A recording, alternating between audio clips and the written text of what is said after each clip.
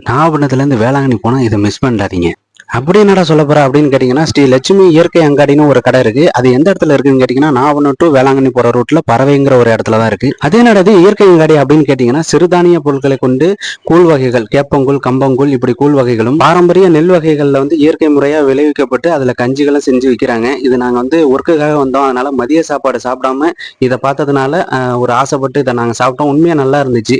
புட்டு, கஞ்சி, கூழ் எல்லாமே சூப்பரா தான் இருந்துச்சு. எல்லாமே குறைஞ்ச விலை 20, 30 இந்த ரேஞ்ச். எல்லாமே காசு குறைச்சலா தான் இருந்துச்சு. நாங்க சாப்பிடறதுக்காக வந்தோம். சாப்பாடு கூட 70 ரூபா செலவாகும். ஆனா இங்க 30 ரூபாய்க்கு ஒரு கூழ் குடிச்சோம். அதுவே வயிறு ஃபுல் ஆயிடுச்சு. அதுவும் 30 ரூபாயில சத்தான சாப்பாடை மதிய சாப்பாட்டையும் முடிச்சிட்டோம்.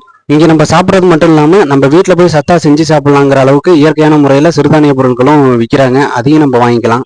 இவ்வளவு எதுக்குடா நீ சொல்ற அப்படின்னு கேட்டீங்கன்னா, நான் பார்த்த விஷயத்த நான் மட்டும் தெரிஞ்சுக்கிறது இல்லாம மத்தவங்களும் தெரிஞ்சுக்கணுங்கிறதுக்காக தான் இதை நான் ஒரு வீடியோவா போட்டேன். இந்த இடம் நாகப்பட்டினம் டு வேளாங்கண்ணி போற ரூட்ல பறவைங்கிற ஒரு இடத்துல தான் இருக்கு.